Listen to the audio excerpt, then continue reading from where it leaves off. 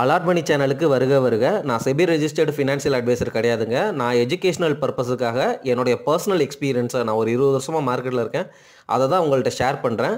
நீங்கள் எந்த முடிவு எடுக்கிறதா இருந்தாலும் உங்கள் நிதி ஆலோசகரை அணுகி அதுக்கப்புறம் பணத்தை போடுறதை பற்றி முடிவு பண்ணுங்கள். நன்றி. அலார்ட் சேனலுக்கு வருக வருக. இந்த சேனலுக்கு இன்னும் நீங்கள் சப்ஸ்கிரைப் பண்ணலைன்னா தயவு செஞ்சு சப்ஸ்கிரைப் பண்ணிக்கோங்க. பெல் பட்டனையும் கிளிக் பண்ணிக்கோங்க.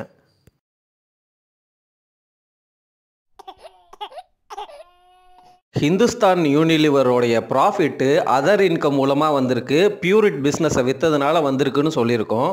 ஹிந்துஸ்தான் யூனிலிவர் அவங்களுடைய ஐஸ்கிரீம் பிஸ்னஸ் குவாலிட்டியை டீமர்ஜ் பண்ணுறாங்க. அதனால் உங்களுக்கு ஒரு ஹிந்துஸ்தான் யூனிலிவர் ஷேர் வச்சுருந்தா ஒரு குவாலிட்டி ஐஸ்கிரீம் ஷேர் கிடைக்கும். ரொம்ப பெரிய ப்ரைஸ்லாம் லிஸ்ட் ஆகாதுங்க. ரொம்ப ரொம்ப கம்மியான குட்டியூண்டு ப்ரைஸில் தான் அது லிஸ்ட் ஆகும்னு எதிர்பார்க்கப்படுகிறது. ஏன்னா அந்த ஐஸ்கிரீம் பிஸ்னஸே ரொம்ப ரொம்ப சின்ன பிஸ்னஸ் தான். ஹிந்துஸ்தான் யூனிலிவர் இந்த குவாலிட்டி ஐஸ்கிரீமை தனியாக லிஸ்ட் பண்ணதுக்கப்புறம் அவங்க அந்த ஷேரை விற்றுட்டு கம்ப்ளீட்டாக இந்த பிஸ்னஸ்லேருந்து வெளியில் போகிறதுக்கு வாய்ப்பு இருக்குது அப்படிங்கிற மாதிரி நியூஸ் உலவுதுங்க. ஸோ லிஸ்ட் ஆகும்பொழுது உங்களுக்கு நல்ல ப்ராஃபிட் கிடைக்கிது, நல்ல ப்ரைஸில் கிடைக்கிது அப்படிங்கிற மாதிரி தோணுச்சுன்னா விற்கலாம். அது ஒரு வாய்ப்பு. ஏன்னா குவாலிட்டி ஐஸ்கிரீமை தனியாக லிஸ்ட் பண்ணதுக்கப்புறம் அது நிஃப்டி 50லேருந்து வெளியில் வந்துடும். சரிங்களா? அதே போல் ஹிந்துஸ்தான் யூனிலிவர் அவங்க சப்போஸ் ஓப்பன் மார்க்கெட்லேயோ இல்லை வேறு யார்கிட்டையோ விற்கும் பொழுது என்ன ரேட்டுக்கு விற்கிறாங்க, இல்லை ஓப்பன் மார்க்கெட்டில் விற்றாங்கன்னா அதோடைய ஷேர் விலை இன்னும் நிறையா உடப்படும். சரிங்களா? இது பெரிய போர்ஷன்லாம் இல்லை ஹிந்துஸ்தான் யூனிலிவரில். உங்களுடைய ஸ்ட்ராட்டஜியை நீங்கள் தான் அடாப்ட் பண்ணிக்கோங்க அப்படின்னு நான் சொல்கிறேன். நீங்கள் குவாலிட்டி ஐஸ்கிரீம் லிஸ்ட் ஆனதுக்கப்புறம் அதோடைய ஃபண்டமெண்டல் அனாலிசிஸ் உங்களுக்கு காசு தேவை இருக்குது அப்படின்னா லிஸ்ட் ஆனதப்போ நல்ல கெயின் கிடச்சிச்சு அப்படின்னா வித்துறலாம். அல்லது இல்லை அதெல்லாம் இல்லை நான் வச்சுக்க போகிறேன் 20 வருஷம் அப்படின்னாலும் நீங்கள் வச்சுக்கோங்க. ஒன்றும் பெரிய பிரச்சனையெல்லாம் கிடையாது. ஆனால் அந்த குவாலிட்டி ஐஸ்கிரீமோடைய ப்ராஃபிட் என்ன மாதிரி போகுது அப்படிங்கிறத குவார்ட்டர்லி கொஞ்சம் அனலைஸ் பண்ணுங்கள். யார் ஷேர் ஹோல்டிங் பேட்டர்னை எடுக்கிறாங்க, அதாவது யார் வாங்குறாங்க அப்படிங்கிறதையும் கொஞ்சம் தொடர்ந்து மானிட்டர் பண்ணிகிட்டே வாங்க. இது கொஞ்சம் குட்டியூண்டு கம்மியடி தான், புரியுதுங்களா? 10 ரூபா 20 ரூபா இருக்கும்னு நினைக்கிறேன். பார்க்கலாம் என்ன ப்ரைஸுக்கு லிஸ்ட் ஆகுது அப்படிங்கிறத பார்க்கலாம். அதனுடைய balance sheet, BE ratio, cash flow, சரிங்களா? அதெல்லாம் நம்ம அனலைஸ் பண்ணலாம் அதுக்கப்புறம் லிஸ்ட் ஆனதுக்கப்புறம். சரிங்களா?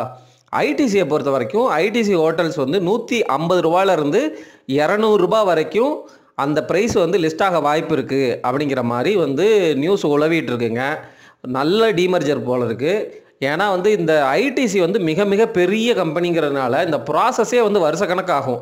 அதனால தான் அவங்க டீமர்ஜ் பண்ணுறப்போ ஐடிசி ஹோட்டல் அதாவது என்னென்னா அந்த பாலிசியை எடுத்துகிட்டு வர்றப்போ ஐடிசி ஹோட்டல் லாஸ் மேக்கிங் பிஸ்னஸாக இருந்துச்சு. ஐடிசிக்குள்ளே வர்ற ப்ராஃபிட்டில் இந்த ஐடிசி ஹோட்டலோடைய ரிசல்ட்ஸ் நெகட்டிவாக இருந்ததுனால அது ஐடிசி ஷேரை கீழே இழுத்துட்டு இருந்துச்சு. இப்போ ஹோட்டல் பிஸ்னஸ் எல்லாம் ரிவைவ் ஆகி மேலே போயிடுச்சு. அதனால் 150 to 200 வரலாம் அப்படிங்கிற மாதிரி பேசிகிட்டு இருக்கிறாங்க. அதுக்காக நீங்கள் புரிஞ்சுக்கணும், அதில் ஸ்பெக்குலேஷனும் இருக்கலாம். யாரோ விற்றுட்டு போகலாம். ஃபார் எக்ஸாம்பிள் ஐடிசியில் மிகப்பெரிய ஷேர் ஹோல்டர் அந்த பிரிட்டிஷ் அமெரிக்கன் டொபாக்கோ அவங்க கண்டிப்பாக இந்த ஐடிசி ஹோட்டல் ஷேரை விற்பாங்க அப்படின்னு எதிர்பார்க்கப்படுகிறது. அப்படி விற்றாங்கன்னா அந்த ஷேரோடைய விலை கீழே வரும். அதே சமயம் இந்த ஐடிசி ஹோட்டல் நிஃப்டி 50லேருந்து வெளியில் வர்றதுனால அதனுடைய டிமாண்டும் குறையும். ஏன்னா இண்டெக்ஸ் ஃபண்டு அதை விற்றாகணும். புரியுதுங்களா? இந்த சூழ்நிலை இருக்குது. ஐடிசி ஹோட்டல்ஸ் ஆனால் இண்டிபெண்ட் ஆனதுனால தாஜ் ஹோட்டல் அந்த மாதிரி ஒரு மிகப்பெரிய நிறுவனமாக ஆகிறதுக்கும் ஒரு வாய்ப்பு நிறையவே இருக்குது. ஆனால் அதுக்கு லாங் டேர்ம் ஆகும், ஒரு 20 வருஷம். ஏன்னா ஐடிசி சோலாலாம் ரொம்ப ரொம்ப நல்ல ஃபேமஸான ஹோட்டல் தான். ஐடிசி ஹோட்டல் பிஸ்னஸில் ரொம்ப வருஷமாக இருக்காங்க. ஆனால் ரொம்ப சின்ன ஹோட்டல் பிஸ்னஸ். அந்த டாடா குரூப் அளவுக்கு பெருசு கிடையாது.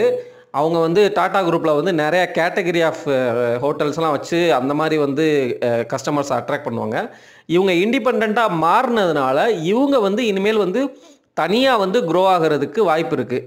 ஸோ ஐடிசி ஹோட்டலை பொறுத்த வரைக்குமே உங்களால் ரொம்ப லாங் டேர்ம் வச்சுக்க முடியும் அப்படின்னா வச்சுக்கோங்க. இல்லை உங்களுக்கு கண்டிப்பாக காசு தேவை இருக்குது அப்படின்னா நல்ல லிஸ்டிங் கெயின் 150 ரூபா 200 ரூபா கிடச்சிச்சின்னு வச்சுக்கோங்களேன். ஐடிசி ஷேர்லேருந்து இது பிரியும் பொழுது வெறும் 20 ரூபாயோ 25 ரூபாயோ தான் உடஞ்சிச்சு.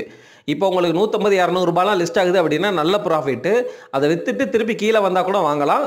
ஆனால் ஒன்று, நீங்கள் விற்றா உங்களுக்கு காசு தேவை இருந்தால் மட்டும்தான் நீங்கள் வந்து விற்கணும். புரியுதுங்களா? அந்த மாதிரி டெசிஷன் தான் எடுக்கணும். நீங்கள் பாட்டுக்கு அப்புறம் விற்றுட்டு ரூ. 200 இருக்கிற ஷேர் ரூ. 400 போய், ஏன்னா ஹோட்டல் பிஸ்னஸ் எல்லாமே இப்போ ஹை பீக் வேல்யூவேஷனில் இருக்குது. அது சைக்ளிக்கல் ஸ்டாக்கு ஹோட்டல் பிஸ்னஸ். கண்டிப்பாக கரெக்ட் ஆகும் தான் வந்து என்னுடைய இன்ஸ்டிங் சொல்லுது.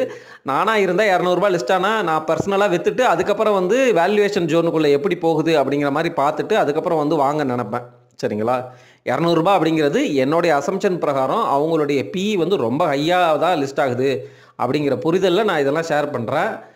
ஆனால் முடிவு உங்களுது. நான் சொல்கிறத கேட்டுட்டு நீ சொன்னதுனால தான் பண்ணேன் அப்படியெல்லாம் கமெண்ட் போடாதீங்க நண்பர்களே. நான் என்ன பண்ணுவேன் அப்படிங்கிறத என்னுடைய பர்சனலை நான் உங்ககிட்ட ஷேர் பண்ணுறேன். முடிவு எடுத்து அதில் லாபம் வந்தாலும் நட்டம் வந்தாலும் அது உங்களையே சாரும். உங்கள் ஓன் முடிவு. நான் செபி ரெஜிஸ்டர்ட் அட்வைசர் கிடையாது. நான் வந்து ரெக்கமெண்டும் பண்ணலை. நான் என்னுடைய ஃபீலிங்ஸை உங்ககிட்ட ஷேர் பண்ணுறேன்.